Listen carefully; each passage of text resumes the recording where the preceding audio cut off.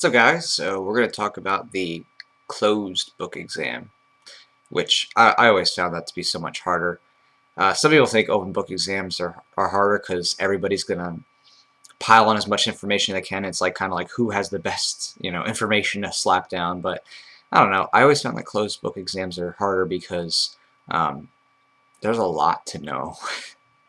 And even with a good memory, sometimes it gets a little, frazzling, if that's a word, to take everything you know and apply it, and then still remember to apply every little element and other possible elements, and know when to apply things, and if it actually does apply to the situation, or if there's one little factor that you don't have that security of, oh, if you forgot something, you need to double check a test, you can just look it up. But to compensate for this, what you typically have to do with a closed book exam is immediately figure out at the end of the semester, after you should be attending every class, taking down good notes.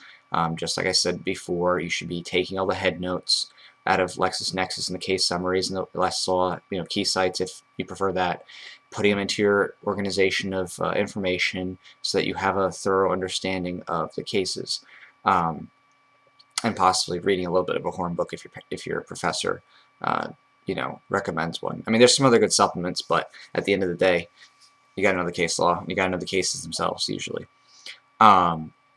So what you're gonna have to do is you're gonna take the information that you have and just read over it and mark for yourself, the immediate outline that you have, what you know for sure and what you don't know, or at least have trouble remembering.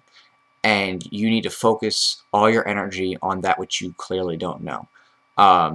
Because to waste your time on things which are kind of obvious, like filling in space, like it's just silly. Because if you really do firmly know it and remember it from the semester, it feels clear to you, you should have a separate outline for that. In other words, pull the information out and make one part outline that's things that you know, or like have a really good understanding of, and then have another outline that's things you don't know, and then focus almost all your time on the things that you don't know before the exam, and maybe spend 10% or whatever on the stuff that you're just purely mechanically brushing up on, but you really just know it.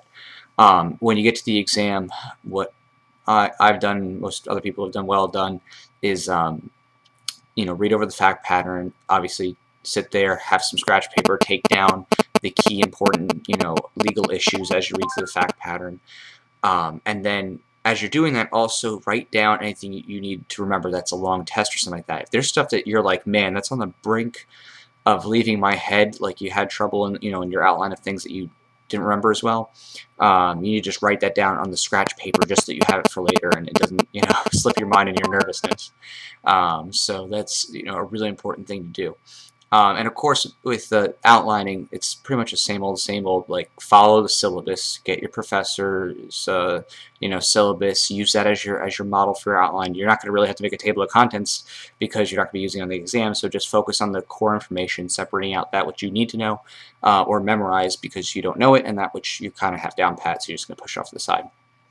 And in addition to that, if there was any confusion, there are some like audio supplements, like there's Law School Legend CDs, they make by Barbary. There's a couple of things like there's Galanon's Audio Guide to Civil Procedure, things like that. I mean, there's a couple of good audio series that you can supplement with, but by and large, you're gonna just read the cases, make the outline, take your teacher's notes, make the outline, get the head notes, make the outline, get the summaries from Lexis or Westlaw, make the outline. If your professor really recommends a horn book, read over that, talk to your professor, find out as much as you can before the exam. And if there's any practice exams, obviously take the practice exams because that's pretty much your only way to really kind of reinforce it in your mind, since you're not going to be able to pre-write any answers, you're not going to be able to bring anything with you that can kind of save you a little bit of time. So you just got to have it mechanically in your head ready to go. So that's my suggestion for that. There's really not much to it except to focus on that which you don't already know down pat, and really separate out like what you do and don't know, so you're not wasting any time. And then when you get to the exam, you're taking down and writing down all the things that might slip your mind, like that you have on the cusp, and putting down and making an outline real quick before you dive in on the fact pattern. So that's my suggestions for doing a closed book exam. Nothing terribly profound except just tying back to the open book exam, making sure that in addition to taking out your class notes, go and look up the actual cases on Lexis or Westlaw, get the head notes, get the case summaries, because that's going to save your butt in understanding and getting to the core of things. And of course, as always, regurgitating what your professor says in class that like they make a point of, always a good way to do well on the exam. So in any case, take care, and hopefully that helps.